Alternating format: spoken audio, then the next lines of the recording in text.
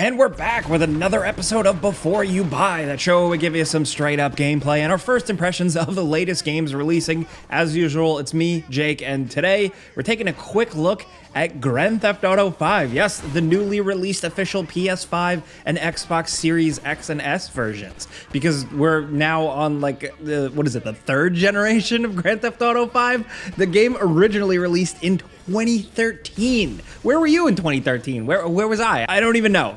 So because this channel takes any opportunity to talk about Grand Theft Auto, we had to take a look. And also, I never did a Before You Buy on the original base game, so there's that. Let's jump in. This new version brings it to the next-gen consoles with some modern graphical features and takes advantage of a few things like 3D audio and haptic feedback. And straight up, it seems like it certainly brings it up to par. You know, we've been playing all day here, and this footage is both PS5 and Xbox Series X versions, and it looks good. It's not life-changing, you know, do not expect a remake here or anything. This is just a re-release. You might have been looking for that, you might not have been, I don't know, it's that simple. You technically have to pay to get this upgrade, and it does seem like a competent port. I know a lot of people have felt iffy because of the state of how the Grand Theft Auto trilogy released a few months back, but so far with this, we haven't seen any red flags. It's GTA 5 with a higher resolution, better frame rate, seemingly a bit more detail,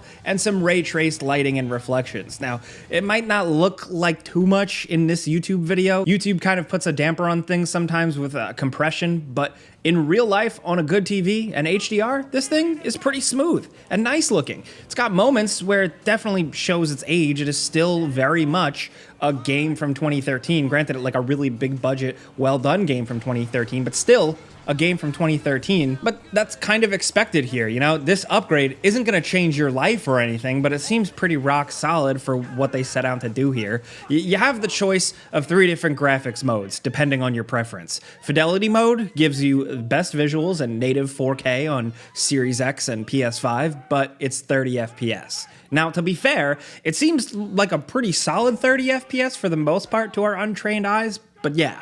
Then there's performance mode, which is 60 FPS with an upscaled 4K resolution. Now, the upscaling looks good enough to me, and the visuals don't take a hit. It looks good, and it's smooth. Then there's performance RT mode, or performance ray tracing mode, which is upscaled 4K, 60 FPS with ray tracing enabled. This looks the best, it seems, and is still smooth. This is what we mostly played on, especially on the PS5 version. Blasting through the city or the countryside at high speeds looks good, and even with a lot of action on screen, like, you know, like a big police chase with helicopters and everything seems to be good. Now, load times make a hell of a difference. Obviously, that big front-end load is shortened up, which is noticeable, but it's really cool to just do the quickly swap between characters thing on the character switching screen. So, if you've never played GTA 5 story mode, it centers around 3 characters that, after a certain point, are out living in the world doing their own thing separately, and you can swap between them at any time. This transition between them used to kind of feel like a stylized loading screen with a bit of a delay. Now it feels like it's just a zoom out and then zoop and a zoom in to another character. It's really cool and makes all the difference now. Now, people who've played the PC version and have access to mods will obviously say this new version isn't really a big deal, but if you're a console player, this is the best version you're gonna get. You're also able to do a save migration from previous gen to this gen, which is nice, via the Rockstar Games Social Club thing. And they throw a couple of exclusive items and stuff your way too for GTA Online, most notably How's Special Works, with a few new missions and races and car customization options. So no, it's not exactly like the jump from Xbox 360 to Xbox One or PS3 to PS4 with the first person mode and the bigger feeling overhauls, no. Now, on the bright side, them taking advantage of little things like the PS5 DualSense controller tech is nice. There's a bit more subtlety to different road textures, and the controller will react to certain things differently, like rain and stuff. The pedals feel like you gotta push them a little bit. ADS and shooting feels good. These things are just nice little thoughtful additions. The game itself, now you can access story mode or online mode right from the main menu, because at this point, you know, this far in, GTA Online is its own beast. It's become its own huge thing, and some people might be jumping in just for that. But story mode itself is nice to revisit. It's a wild and weird story in an awesome satirical Rockstar game style world. You know, this doesn't quite connect with me as much as San Andreas or Grand Theft Auto 4's story and characters really did. That's just me personally. But upon replaying it again, I did kind of notice some more subtleties here and there. And I'm a little older now, I understand plots a little better. But the idea to center it around three main characters, Franklin, Trevor, and Michael, is really ambitious, and each character brings their own unique thing to the story, from skill set and sense of humor to just worldview, really, and different approaches and different settings. Michael brings a kind of subtler, older guy, retired crime, midlife crisis story. Franklin brings a kind of full-fleshed journey from one walk of life to another completely crazy one. And Trevor is just kind of like the chaos element, the insanity. People really like Trevor. I'm gonna say something blasphemous here. I find him kind of annoying, but still, Stephen Ogg, the voice actor, the portrayal of him is entertaining. And it's a lengthy adventure with like a couple of really boring side missions here and there. I'm looking at you, like warehouse container shipping one, but like there are still tons of good entertaining ones mostly. And every voice actor absolutely kicks ass, and some of the satire of the world, like the poking fun of social media and pop culture, is still pretty decent.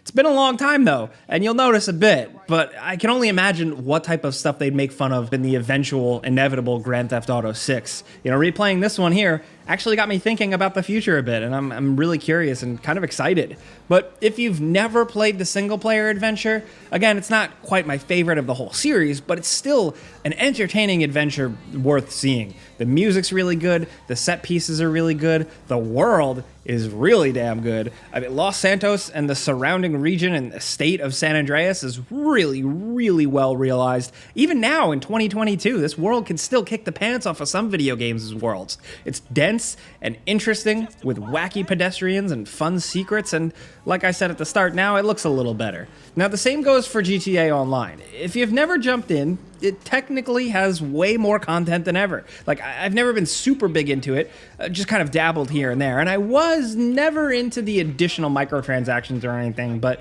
there's no denying that there is a lot of game here, and you can spend a lot of time in it. They finally streamlined the career starting, and jumping in fresh is a way better and more immediately engaging experience now. It doesn't feel like just a single-player light start to Grand Theft Auto Online. Now it has like full-fledged bases of operations and jobs and careers that you start out with, and it's just so much more customizable and, like I said, engaging right from the start. It makes a hell of a difference if you were ever interested. It's like almost like a completely different game at this point after so many years. Now, overall, is Grand Theft Auto 5 Next Gen worth the asking price? I'm not so sure. But is it worth the upgrade price? Maybe, yeah. If you dropped off and you were looking to get back in, they do what they can to make it as easy as possible, and it looks a little better. That's really it. It's not a disaster, thankfully. It's just exactly what was expected. More Grand Theft Auto 5, and if you're playing on console, probably the best way to experience it. But hey, that's it before you buy, guys. You know how this works by now. We give you some pros, some cons, and some personal opinion. And now we want to hear yours down in the comments. First things first, before the product itself, like, what's your favorite character of the three main dudes? What's your favorite moment from the game? Just whether it's online or in the single player story. And where are you at in general with this whole upgrade thing? Do you think you're going to spend a couple of bucks to get this version, maybe from your PS4 now to your PS5? Maybe you're still hunting for one of these consoles. Maybe you don't care. If you're playing on Xbox, we'd love to know if you're playing it on Xbox Series X or Series S. Really, let us know anything you want about Grand Theft Auto 5, whether it's old gen or new gen or whatever. Let's talk about this stuff, and maybe if you want to get spicy in the comments, the future of Grand Theft Auto with a GTA 6. But if you enjoyed this video and you enjoyed seeing some gameplay front and center, just some raw information and knowing what this thing is, clicking the like button's all you gotta do. It really helps us out if we helped you out. Thank you. But if you're new, consider subscribing, maybe hitting that notification bell, because we put out videos every single day, and we're almost at 7 million subscribers. Oh my goodness. But hey, thanks for watching. We'll see you guys next time. That's a hell of a ride you got there.